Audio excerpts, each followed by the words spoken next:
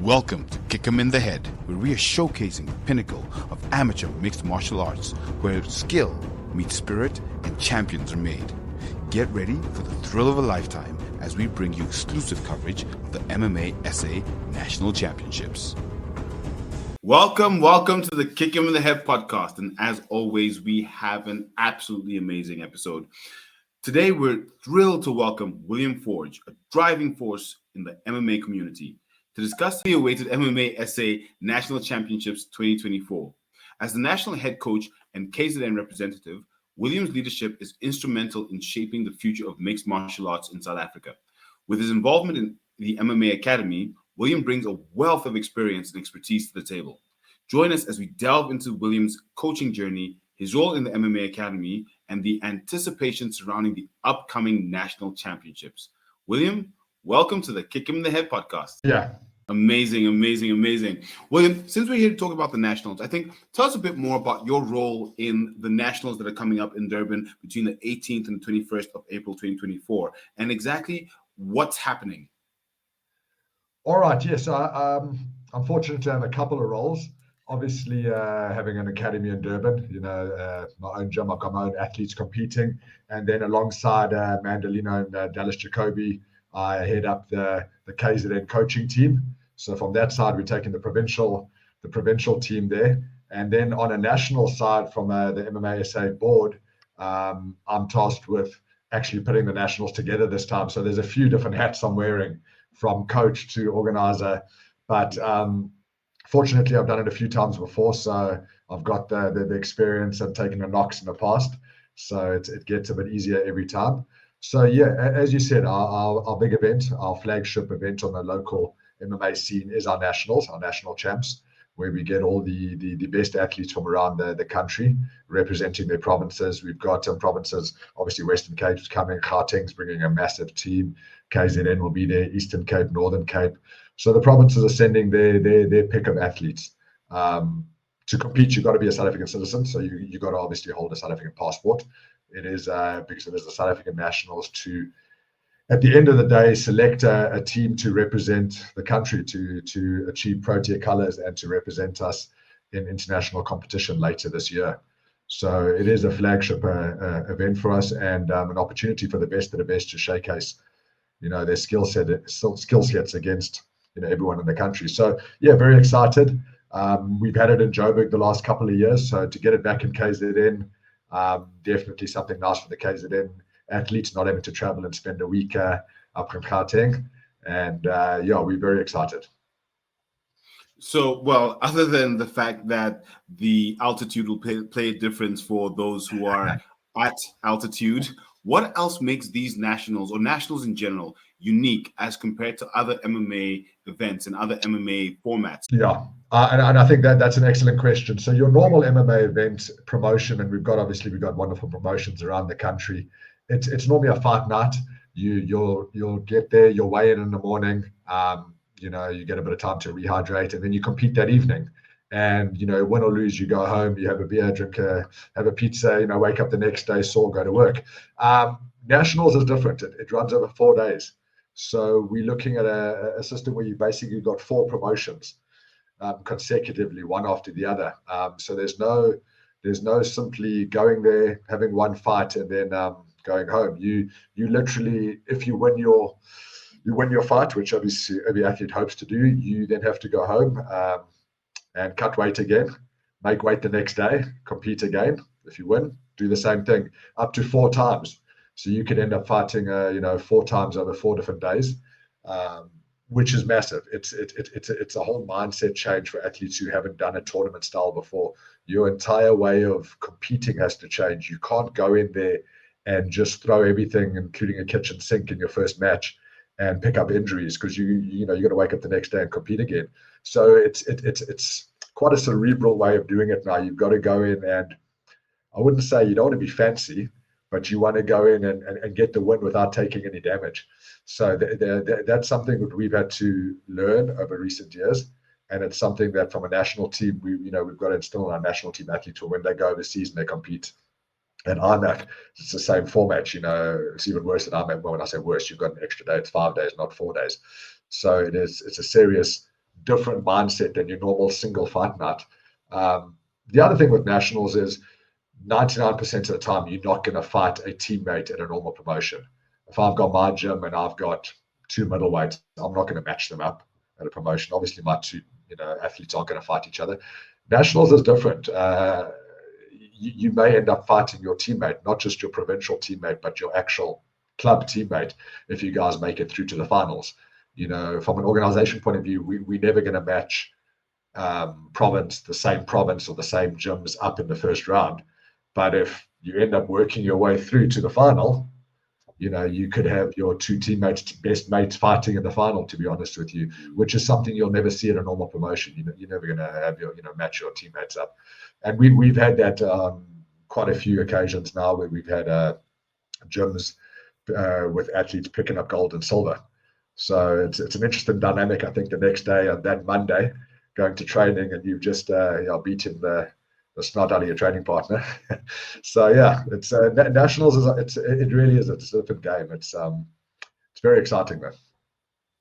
It sounds absolutely fantastically exciting. And where you say that teammates don't normally go up against each other, that's quite true. If you look at the UFC, there was Aljamain Sterling, where Merab Dvalishvili, who is one of his teammates, refused to fight for the title because his teammate had the title. So with the nationals, you have no choice. It's a completely different mindset. There's no copping out. There's no escaping. You fight who's in front of you. And that's another mindset where it comes to fighting. It's phenomenal. And that's why we say at the end of the day, you genuinely get the best of the best. If you win a gold medal at nationals, you've gone through 4 days of the best competitors the country's got to offer. Not just beating 1, 2, 3, probably 4 to get there. That's an achievement. There's no way anyone can say you didn't earn that medal. And I think what we've seen I've been involved with it since 2019, so 5 years now. We've seen a massive growth in the community accepting nationals and buying into it. So all the gyms, the provinces, the athletes, everyone wants to be involved. And you go back to, say, 2019, we had a number of divisions where there were only one athlete. Or, you rocked up to nationals, you got a gold medal because you were the only guy competing at men's middleweight. I mean, that's not acceptable. Let's be honest. Now you look at the brackets I'm working on. Medal for participation. Well done. No, we don't do that. not a big fan of that. But what's happened over recent years, and every year it gets better. We have a much bigger buy-in. I think in 2019, I stand corrected, but we probably only had 2 provinces really competing. I think it was KZN, obviously, Gauteng. We had it down in Gauteng. I think there was one athlete from the Western Cape who came, and that was it. And then it got better and better. And now we're sitting with, up to 180 athletes representing 7 different provinces all coming, number of different clubs, probably 30 different clubs with athletes represented on their squads. It's grown so much, and that's been nice to see. So this year, if you pick up a medal in one of the stacked senior divisions, it's it's something to cherish. Where it comes to growth, you've mentioned a lot about growth and a lot of development that's been happening with all the athletes coming from the amateur ranks and obviously from all the different age categories and groups. But how has the governmental support been for MMA in the time that you've been working as a coach? I mean, we're talking about nationals. We're talking about people fighting for their country. What has the government done? What government support from the sports department has there been so far for MMA? Next question. No. Yeah, look, obviously we fall under MMASA. We recognized by SASCOC. Our athletes achieve Protea colors. They've achieved big things on the world stage, from the first international RMAF federation where we had athletes picking up gold medals. So we had world champions going way back, 2015, to last year where we picked up medals at the 2 worlds we went to. There was the worlds at the beginning of the year, which was actually a carryover from COVID. So they ended up doing 2 worlds last year to catch up. And then we did another world. So the beginning of the year was Serbia and then Albania at the end of the year. And we medaled at both of those. Eastern Europe, it's lovely. We medaled in both of those. Albania, two of our ladies, Chiara and Genevieve, picked up gold and silver medals at Worlds, and that puts them in the top 3 in the world. It's an amazing achievement. So, we're not just participating and making up numbers and going to these events. We're achieving, and we ranked right up there as one of the top nations in the country. And the issue is, when you're talking about support, we don't get any physical support, to be honest with you. There's no financial support. Obviously, we don't get a cent out of anything to do this. It's all self-funded from either the federation trying to fundraise, or mainly the athletes and their teams and their coaches, to be honest with you. And that's quite difficult, because we could do so much more with funding, and this is an interesting one, because it's not a case of where I'm going to say to you, give me X amount of rand and I'll show you what I can do with it. I'll come to you and say, this is the track record for the last 10 years. This is what I've already done, or what we've already done, or what athletes have already done, or what previous athletes have already done. We're coming with a track record with very little money. So if you give us this, we can only build on that. So yeah, and we've got a good track record. We've participated at every Worlds. We've participated in every youth, which is the under 18. Last year we sent the biggest youth team we've ever sent overseas. We sent it was 36 youth. That's 12 to 13, 14, 15, 16 to 17. That's a massive team. And once again, they medaled. They did it incredibly well. And we'd like to be able to build on that. But as with every sport, and MMA is not, we're not a special sport when it comes to not getting funding. We know that there's a ton of sports that don't get funding, unfortunately. But I do think that as a sport goes now, we do have the eye of the world. The UFC is a massive brand. Drickus has done amazing things for South African MMA and African MMA, I think. Absolutely. I don't think people realize how much that did just for MMA in South Africa, just from the interest. I think every gym owner will tell you on Monday they probably had 20 calls for people who wanted to learn UFC. Yeah. So, and we talk about development athletes and youth and that.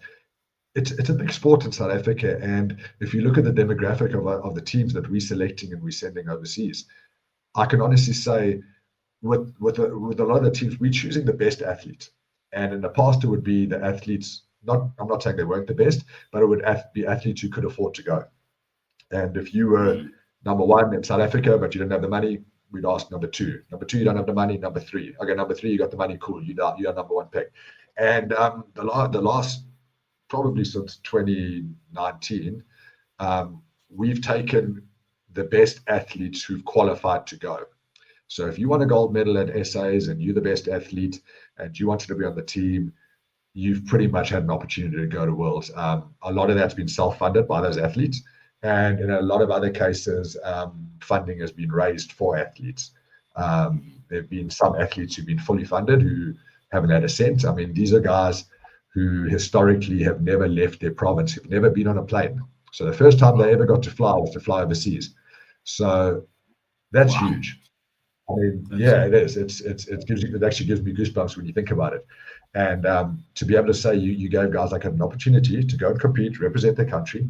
And then I won't mention names, but there are guys that competed, did well at Worlds, came back, have then won national promotional titles, and are now fighting in EFC and making a reasonable go of it. So that's the the sort of the pathway from amateur, win your nationals, compete overseas, go to the pro, make a living in pro. That's the dream, obviously, and there is a pathway to do that. It's not easy though. So anyone who thinks you're going to jump into MMA, and I'm going to say, if there are this many pro athletes in this country who don't have a full-time other job, I'd be surprised, because 99% of our athletes, even if you're a professional athlete, you've got a full-time job. You have to. Yeah, I absolutely love the success stories that you've shared. Chiara Fagan is someone who we are looking forward to speaking to, because she's coming up in numerous conversations, and I'm looking forward to Yeah. her being a world champion, because everything I'm hearing about her, she is phenomenal. And yeah, big ups to her, and looking forward to speaking with her. So Yeah, Kiara is one of our, like as you said, one of the standouts who's actually come through the ranks. She's won essays, she's won IMAF Africa champs. She went and she medaled at Worlds, and and to be honest with you, both Kiara and myself thought she was going to win a gold. She got caught in a bad position in a semi match, and that's what happens. But you learn from that. She didn't quit the sport. She just went back and got better, and is now back and competing at essays again. So yeah, but we've got a lot of those athletes. Like I said, Genevieve, who medaled there, was phenomenal. She came in, fought a weight class above the normal weight class, and was an absolute beast. Earlier in the year, Mohammed Maul went over and he medaled for South Africa as well. So it's great to see and these are young athletes. These are young athletes which have got such a big future. So yeah, anyway, that's you can see I'm quite passionate about the growth of these guys. Very passionate. And I think that's the one thing that sticks out for me in dealing with people in the MMA space, especially with the nationals that are coming up, is the passion that the coaches, the organizers have, not just for the event, but for the fighters that are going to be fighting in the event, between keeping them safe and making sure they excel and getting them to nationals and finding the best. And it's all about the benefit of the fighters. And it's absolutely heartwarming. And I absolutely love engaging with you guys at this level, where you guys are really giving us the best of MMA in South Africa. So thank you very much. Pleasure, bud. And I think we're just scratching the surface, to be honest with you. With, as you said, the limited resources we've had and the pathway, I think the next few years MMA is going to explode. We're at that sort of tipping point, I think, where there's been so much international exposure. A lot of our athletes have traveled now internationally. 36 kids last year who've come back with that international exposure. 2 senior teams, last year already, bringing that exposure back into their own gyms and just showing or saying, guys, what we're doing is working, but here's maybe a little thing we need to work on or something to fix. I think we're on that cusp of big things. And as you said, it's if you've got the right passionate people driving things, it'll be successful, I think. Well, there's no guarantee to success, but it'll definitely help. You're definitely not doing it for the money. But I'm very excited. I think this nationals, I've gone through the brackets and the list of the athletes, and we've got so many returning champions. We've got so many guys who've won medals at Worlds now fighting at nationals. And it's not that they're saying, oh, no, I've got a medal at Worlds, I'm not going to go fight in South Africa. No, they're back. They want to do it. We've got guys, this will be their 6th nationals. I mean, that's 6 times they've come and medaled at nationals. Not, fought 1 nationals, it's time to turn pro now because I'm the best. No, guys, we've got guys building their careers, building their lifespan, and supporting the sport. I think guys like that are such a key to keep in the sport for the new young guys to come up to and look up to and give them those stepping stones and help them out. So, yeah, this nationals, I'm looking, like I said, at some of the divisions, and it's whoever wins that division is going to definitely have earned their pizza that day. As they say, it is stacked, stacked, stacked. And you heard it here first. The Nationals, South Africa MMA Nationals, MMASA in Durban, 18th to the 21st of April, 2024, is going to be absolutely stacked as far as amateur competitions go.